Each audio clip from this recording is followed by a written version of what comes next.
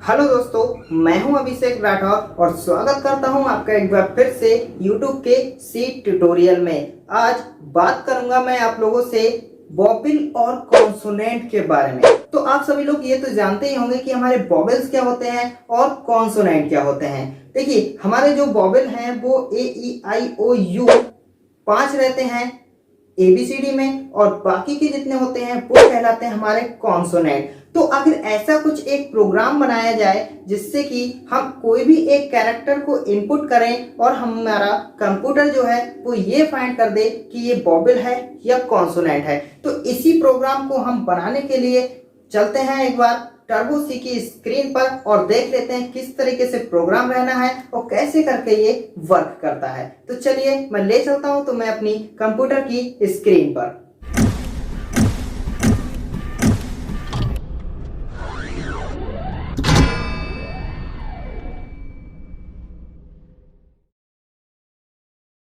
तो अब हम लोग आ चुके हैं कंप्यूटर की स्क्रीन पर। तो यहाँ पर मैं सबसे पहले डिफाइन कर देता हूँ हेडर फाइल हैच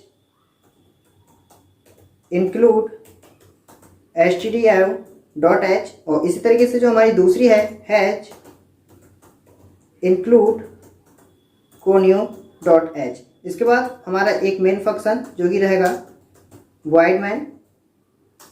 इसकी बॉडी डिफाइन होने के बाद एक क्लियर स्क्रीन लगा देते हैं जिससे कि कोई भी हम जो भी हमारा आउटपुट आए वो एक आसानी से आ सके, कोई भी उसमें एक्स्ट्रा चीज़ें ना दिखाई दें। इसके बाद क्योंकि मुझे एक कैरेक्टर को इनपुट करना है वॉवेल और कॉन्सोनेंट जानने के लिए, तो यहाँ पर मैंने लिया कैरेक्टर, और कैरेक्टर में ले लेते हैं एक अल्फा नाम से वेरिएबल।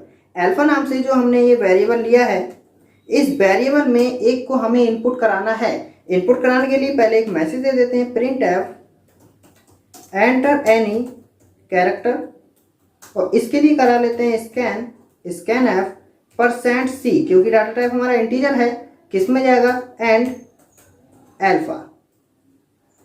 ये हमारा हो गया। इसके बाद क्या करना है, हमें एक्सप्रेशन देना है। किसे चेक कराना है? अल्फाबेट को चेक कराना है। तो यहां पर लगाया मैंने स्विच ब्रैकेट ओपन, किसके लिए करना है? हमें अल्फा को चेक करना है। इसकी यहां से बॉडी स्टार्ट हो जाएगी। बॉडी स्टार्ट होने के बाद मैंने दिया यहां पर केस ए। क्या दिया है? केस ए। अगर ये केस ए हो, यहां पर हमारा रहेगा कॉलन, अगर ये केस ए हो तो प्रिंट हो जाए वॉवेल। क्या किया? अगर केस ए हो तो प्रिंट हो जाए वॉवेल। और इसके बाद दे देते हैं यहां पर हम ब्रेक। ब्रेक के बाद दूसरा, अगर ये केस हो ई तो भी प्रिंट हो जाए वॉवेल।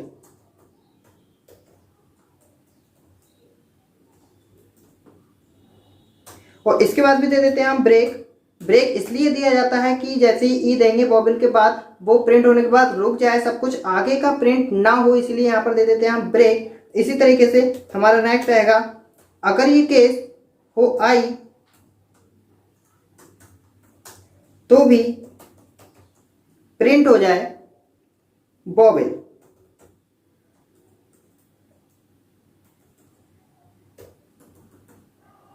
और ब्रेक के बाद फिर से मैंने एक दिया केस, अगर ये हो हमारा ओ तो भी प्रिंट हो जाए वॉवेल और हो जाए ब्रेक। इसी तरीके से जो हमारा लास्ट में बचता है उसे भी दे देते हैं यू। अगर ये हमारा हो यू तब भी प्रिंट हो जाए वॉवेल और लगा देते हैं ब्रेक। तो अगर इनमें से A E I O U, ये तो हम सब जानते हैं, ये सारे हमारे वॉवेल्स रहते हैं। अगर इनमें से कोई भी आएगा तो एक केस हमारा चेक हो जाएगा। चेक होने के बाद उसका स्टेटमेंट वॉवेल को प्रिंट कर दिया जाएगा, ब्रेक, हमारा प्रोग्राम क्लोज हो जाएगा।